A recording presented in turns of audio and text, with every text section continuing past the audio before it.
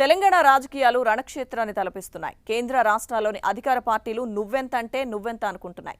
రెండు పార్టీల నడుమ పచ్చగడ్డి వేస్తేనే భగ్గుమనే రేంజ్లో సాగుతున్నాయి. మరో 4 రోజుల్లో బీజేపీ అగ్రనాయకత్వం అంతా తెలంగాణలో ల్యాండ్ కానుండగా బీజేపీ జాతీయ కార్యవర్గ సమావేశాల కోసం బీజేపీ నేతలు రెట్టించిన ఉత్సాహంతో పనిచేస్తున్నారు. రాష్ట్రంలో టీఆర్ఎస్ను ఓడించేందుకు పెద్ద స్కెచ్ వేసుకుంటున్నారు. జాతీయ కార్యవర్గ సమావేశాల కోసం ప్రధాని మోదీ సహా కేంద్ర మంత్రులు, బీజేపీ పాలిత రాష్ట్రాల సీఎంలు ఇలా అంతా హైదరాబాద్కు వస్తుండటంతో రాష్ట్రంలో బీజేపీ బల ప్రదర్శన చేసేందుకు రెడీ అయింది.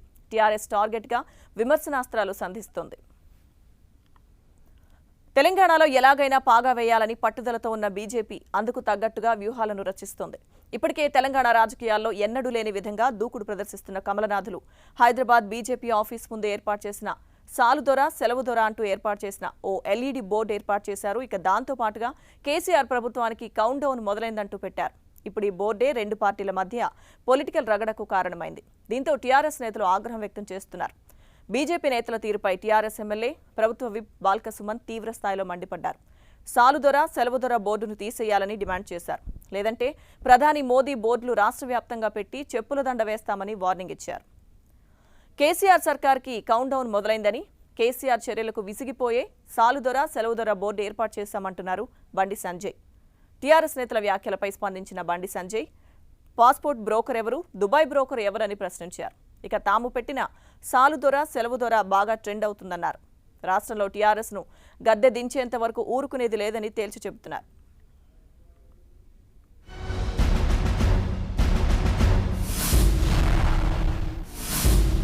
సాలుదొర ఇక సెలవుదొర అని పెట్టినాం. నువ్వు ఉంటాను పెట్టుకో, అర్థం కూడా నువ్వు ఉంటావా ఊడతావా పోతావు అనేది ప్రజలు నిర్ణయిస్తారు దానికి. అందుకే సాలుదొర ఇక సెలవుదొర పెట్టాం. తెలంగాణ రాష్ట్రపతి ఏం కొడుతుందో చెప్తాం ఇప్పుడు. మరి భయం ఎందుకు? నువ్వు భయం మరి మేము పెట్టుకుని నీకేం భయం? ఎప్పటి నుంచో స్టార్ట్ అయింది కౌంట్ డౌన్. మేము ఇలా పెట్టినాం. ఇంకా మేము పెట్టలే, ప్రజలు అనుకునే పెట్టినాం. మేము మాకు ఎప్పటికైనా ఎప్పుడు ఎలక్షన్ మేము మోడీకి హటావో భారత్ కు బచావో, మోడీకి హటావో భారత్ కు బచావో అని చెప్పి వాళ్ళ భారతదేశంలోని యువత నినాదం అందుకున్నది. ఆ దిశగా రాబోయే రోజుల్లో నరేంద్ర మోడీ ప్రభుత్వానికి నూకలు చెల్లడం ఖాయం. కౌంట్ డౌన్ షురూ అయింది. ఖచ్చితంగా బై బై మోడీ అని చెప్పి, అదేవిధంగా స్టెప్ డౌన్ మోడీ అని చెప్పి, మోడీ మస్ట్ రిజైన్ అని చెప్పి లక్షల మంది యువకులు, ఇవాళ కోట్లాది మంది దేశంలోని యువకులు ఇవాళ ట్వీట్లు పెడతా ఉన్నారు. ఇప్పటికైనా మీరు బుద్ధి తెచ్చుకొని, సిగ్గు తెచ్చుకొని. ఇక తెలంగాణలో టీఆర్ఎస్ బీజేపీ మధ్య మాటల యుద్ధం కొనసాగుతోంది. పూర్తి సమాచారం మా ప్రతినిధి అజయ్ మనకు లైవ్ లో అందిస్తారు. అజయ్. లక్ష్మీదుర్గ, ఏదైతే బీజేపీ కార్యవర్గ సమావేశాలు దగ్గర పడుతుండటంతో ఇటు టీఆర్ఎస్ బీజేపీ నేతల మధ్య మాటల యుద్ధం అనేది ప్రారంభమైంది చెప్పుకోవచ్చు.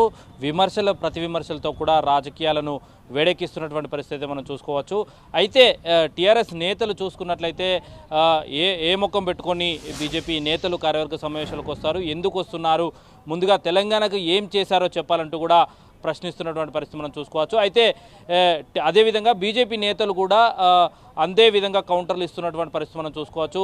ఏదైతే కేసీఆర్కు పాలనకు స్వస్తి పలకాలే, కౌంట్ డౌన్ స్టార్ట్ అయింది అంటూ కూడా కల్వకుంట్ల పాలనకు కౌంట్ డౌన్ అంటూ కూడా మొదలుపెట్టినటువంటి పరిస్థితి. ఈ రోజుకు 5:27కు ఈ కౌంట్ డౌన్ అనేది చేరుకున్నటువంటి స్థితి కొనసాగుతుంది. అదేవిధంగా సాలుదొర సెలవుదొర అంటూ ఏదైతే ఏర్పాటు చేసినటువంటి వెబ్సైటు, అదేవిధంగా బీజేపీ కార్యాలయం ముందు ఏర్పాటు చేసినటువంటి ఎల్ఈడి ఏదైతే ఉందో అది వివాదానికి దారి చేసినటువంటి పరిస్థితి. దానిని తీవ్రంగా టీఆర్ఎస్ నేతలు వ్యతిరేకిస్తున్నటువంటి పరిస్థితి మనకు కనబడుతుంది. దాన్ని తొలగించకపోతే రాష్ట్ర వ్యాప్తంగా కూడా మోదీ ఫోటోలు ఏర్పాటు చేసి దానికి చెప్పుల దండలు వేస్తామంటూ కూడా ప్రకటించినటువంటి పరిస్థితి మనమైతే కనబడుతుంది. దీంతో ఒకసారిగా రాష్ట్రంలో అయితే రాజకీయాలు వేడెక్కుతున్నటువంటి పరిస్థితి. అదేవిధంగా నరేంద్ర మోడీ సభకు ఎన్ఈసీ సమావేశాలకు బీజేపీ నేతలు కూడా వేగంగా ఏర్పాటు చేస్తున్నటువంటి పరిస్థితి. మనం ప్రస్తుతం పెరేడ్ గ్రౌండ్లో ఉన్నాం. ఈ పెరేడ్ గ్రౌండ్లోనే వేదికలు ఏర్పాటు చేసి ఇక్కడ నుండి మొత్తం యావత్ దేశాన్ని జాతిని ఉద్దేశించి ప్రధాని ప్రసంగించనున్నారు. అదేవిధంగా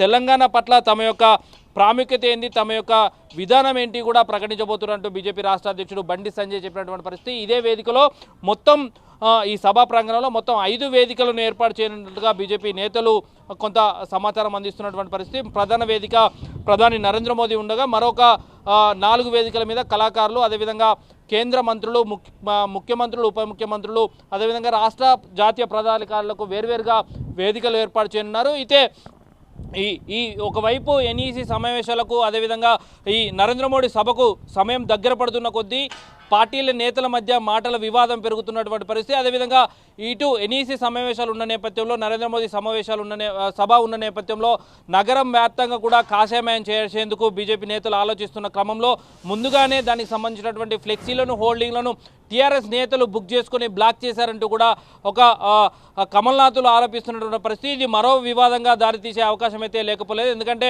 సభా ప్రాంగణానికి చుట్టుపక్కల ఉన్నటువంటి హోర్డింగ్స్ అన్ని కూడా టీఆర్ఎస్ ఇప్పటికే బ్లాక్ చేసి వాళ్ళ యొక్క హోర్డింగ్స్ పెట్టినటువంటి పరిస్థితి. ఇది ఖచ్చితంగా మరో వివాదానికైతే దారితీసే అవకాశం ఉన్నటువంటి పరిస్థితి. ఇప్పటికే బీజేపీ నేతలు కార్యాలయం వద్ద ఏర్పాటు చేసినటువంటి ఎల్ఈడి పైన తీవ్రమైనటువంటి విమర్శలు చేస్తున్నటువంటి టీఆర్ఎస్ దానికి కౌంటర్గా ఈ నగరంలో ఉన్నటువంటి హోర్డింగ్స్ అన్ని బ్లాక్ చేసి టీఆర్ఎస్కి సంబంధించినటువంటి పథకాలు ఈ గత 8 సంవత్సరాలు చేసినటువంటి పాలనకు సంబంధించినటువంటి అంశాలను వివరిస్తూ ఫ్లెక్సీలను హోర్డింగ్స్ను ఏర్పాటు చేస్తున్నటువంటి పరిస్థితి మనం చూడవచ్చు. ఖచ్చితంగా ఇది కూడా మరొక వివాదాన్ని అయితే దారితీసే అవకాశం అయితే లేకపోలేదు. ఇప్పటికే టీఆర్ఎస్ నేతలు ఇక్కడ ఎన్ఈసి సమావేశాలు నిర్వహించడాన్ని అదేవిధంగా నరేంద్ర మోడీ సభ నిర్వహించడం పట్ల కొంత విమర్శలు అయితే చేస్తున్నటువంటి పరిస్థితి. ఎందుకు ఇక్కడ ఎన్ఈసి సమావేశాలు నిర్వహిస్తున్నారంటూ మాట్లాడుతున్నటువంటి పరిస్థితి. తెలంగాణకు ఏం చేశారో ఈ ఎన్ఈసి సమావేశాల వేదికగా చెప్పాలంటూ కూడా డిమాండ్ చేస్తున్నటువంటి పరిస్థితి.